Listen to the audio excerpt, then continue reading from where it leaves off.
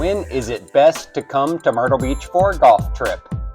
Because depending on when you come, your trip could either be incredible or a complete disaster.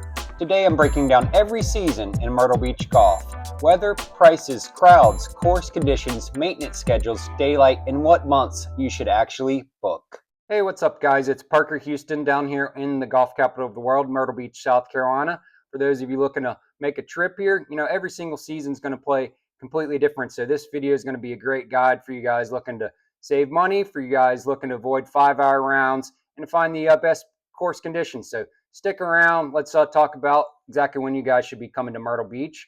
If you are, you should be looking into Myrtle Beach Golf, powered by Golf Trek. It's the best package company in the area. Been around since 1979. We'll take great care of you, get you at every single course, tee time only packages, stay and play packages, over 450 different golf course villas, resorts, hotels we work with, put you up at and get you a great rate. Bundle everything together to save time, money, convenience, get perks on your rounds, breakfasts at the resorts, great things like that. There's an app once everything's booked. Just takes a $100 deposit to book a package. Pay right on our app. You can work with me directly. Love to help you out. parkerplays@yourgolfpackage.com. Shoot me over an email with a few details, and we'll get started that way. So thanks again, Myrtle Beach Golf, powered by Golf Trek. Let's dive into the video. All right, so we're going to judge each season of the calendar in 4 categories, winter, summer, spring, fall. We're going to judge each one: value, conditions, weather, and crowds. We're going to rank each of those out of 10 to give an overall point score of 40, how I'd recommend, the season. So we're going to start with winter, which is December, January, and February. The average highs are 59, 56, and 59 degrees. Not too bad. The lows 35, 40-ish. Some days, obviously are different. You got frost delays to contend with. This is the main, downside of that time of year. It can get cold, but it's the cheapest rates. It's maybe tied with summer. It's usually sunny. The tee times are easier to be found. The rounds would be faster paced, quicker rounds. Courses less crowded, so that's good. It's great for hardcore golfers. The problems are just frost delays, as I mentioned.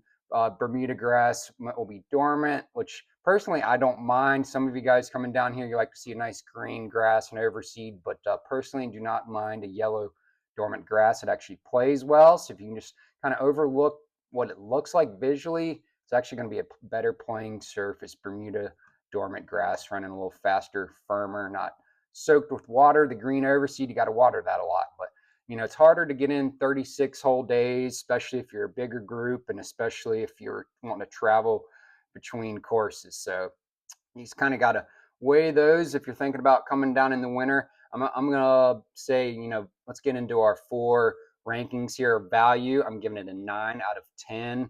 Great prices, really, really good prices. Conditions still going to be good. A lot of, courses will be overseed or, as mentioned, some dormant. Not much dormant fairways. The rough will probably be dormant. So the conditions, I'm giving 7 out of 10. The weather, 4 out of 10. It's in the 50s most likely. Most days you're playing. Could be in the 40s, potentially as high as. Has unfortunately snowed here the last 2 winters, but not before that. Had been 10 years, I think. So the crowds, I'm giving that 8 out of 10, which is good. The higher on that is good, the less crowded. So that gives us a 28 out of 40 for our winter season. So pretty strong start there. You can definitely consider that. People come down, people play golf here 52 weeks of the year. So, any of these weeks you could find, some of what weeks are going to be better depending on luck of the draw and your weather. But any of these weeks, December, January, February, the courses are all open, 50s. Could be a lot worse. So let's move on to spring. March, April, May, spring, prime season down here in Myrtle Beach. Courses are very busy. They're not going to get any busier. Pretty much 90-95% of the courses double tee. They start on the front and back, 8, 9, maybe 10-minute intervals. So 200 plus golfers most days of the week, I'd say. 4.5, 5-hour round, I'd say. I'm just throwing out the negatives right here at the start, but it's prime conditions. The courses are great. They are getting ready for they want they're charging their highest rates. Obviously, that's kind of our next talking point, but the conditions are great. The weather's great. There's no course maintenance at all. They're not doing any sort of air frying, overseeding, anything like that. Courses, this is when they make their top dollar, and when they should. So best weather, and it's a great time to come. Personally, though, to me, I'm a hardcore golf nut, maybe a little too busy. So we'll kind of dive right into. I know a lot of y'all come in spring, and it's just kind of when you come, and you hadn't thought about other months. So let's kind of get into our ratings here of the summer, of spring value. Things are they're never going to get more expensive in certain weekends in April, early May. Just really dynamic price depending on how busy it is. They're never going to be more expensive. I'm giving it a 4 out of 10 on value for that time of year. Conditions, 10 out of 10. Weather, 9 out of 10. 70s, maybe 80 depending on when exactly in the spring, but going to be very good weather. No frost delays, nothing like that. So crowds, might be a little low here. I'm giving it a 3 out of 10. So that's bringing us to 26 out of 40 for the spring, March, April, May. Right now that's behind January. So let me know, drop a comment if you think I'm being a little harsh there on like the value in crowds, but that's a 26 out of 40 there for spring. We'll move on to summer, which is June, July, and August.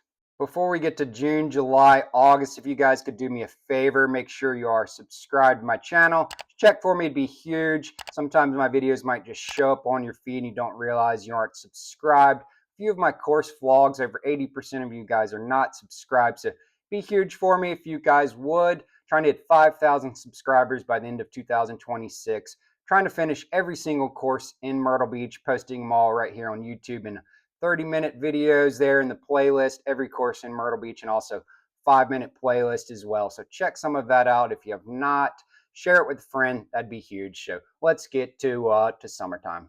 June, July, August, it's hot, it's humid. The highs are 80s, close to 90. If you do, pro tip, if you do come in that time of year, you stay right next to the beach, you play right next to the beach, the Pine Lakes, the Pawleys, the Prestwicks, the Arcadian Shores. The closer you are to the beach, the less hot, the less humid it'll be. You get a little ocean breeze. So that's a pro tip. It's the best daylight, the longest amount of daylight, obviously. Well, you can start super early some courses. Twilight, you can play a 4 p.m., 5 p.m. round. Not every course, but a lot of courses you can do that.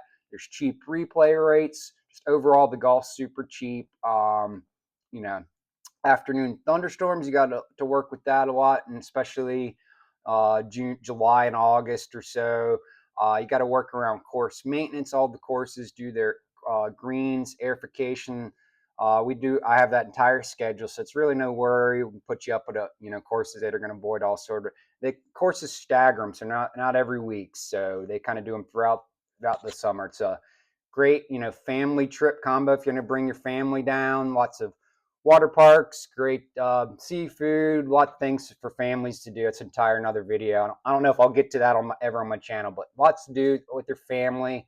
Kind of another con would be traffic, more beach traffic, more beach guests. So, but you can play some really, really good courses for close to half off what they'd be charging in April or May if you come in July or August. So, I think rates kind of bottom out January, and then like mid-July or so is the very bottom of the season. So let's get to our ratings here.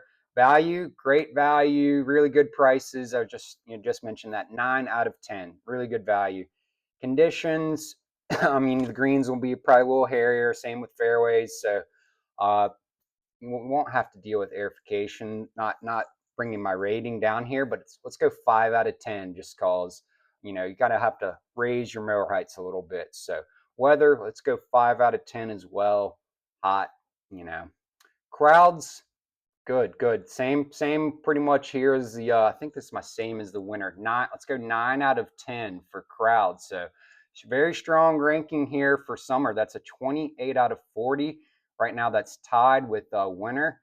Spring is T3. So we got one more season to go. Drop a comment, let me know if y'all are enjoying this, what you think so far, and we'll get right to fall season. Sorry I have to keep cutting, guys. I'm battling a little cough here, so I'm hacking along every couple minutes. But fall, September, October, November, wide variance in temperature. Really, it's 83 in September. Let me pull up my notes. It's 75 in, I just want to get this right, 75 in October and 67 average high in November. So pretty good temps, depending on if you like it warmer or cooler, but good temps, better pace of play than March, April, May. Probably not going to be as good as the other, winter or summer.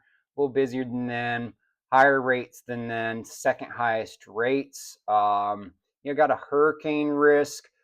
Since I've lived here the last 13 years, I think 4 or 5 years, we've had a hurricane where some hotels and golf courses have been closed for a certain few days or certain weekend. Hasn't been too crazy, knock on wood, yet, but you do have that to think about. We would, if everything closed, you'd get refunds, so it really wouldn't be too big a deal. You could reschedule, but also in the fall, you're gonna have the best, smoothest greens, I'd say. When you get a little cooler temps, they're going to be faster and smoother than the summertime. In summer, obviously, there's the maintenance I talked about, but the greens will be a little better than spring, I think, because they have had a full year to kind of grow, and then they get a little cooler and they start speeding them up in the fall. So, but the downside of fall is overseed, probably like 90% of the course will be overseed in their fairway. They won't be closed, but they'll be cart path all the way for 3, 4, 5 days, putting down a lot of water, putting down seeds. So a little bit inconvenient, something to think about. We do have that schedule as well. We can work around that. So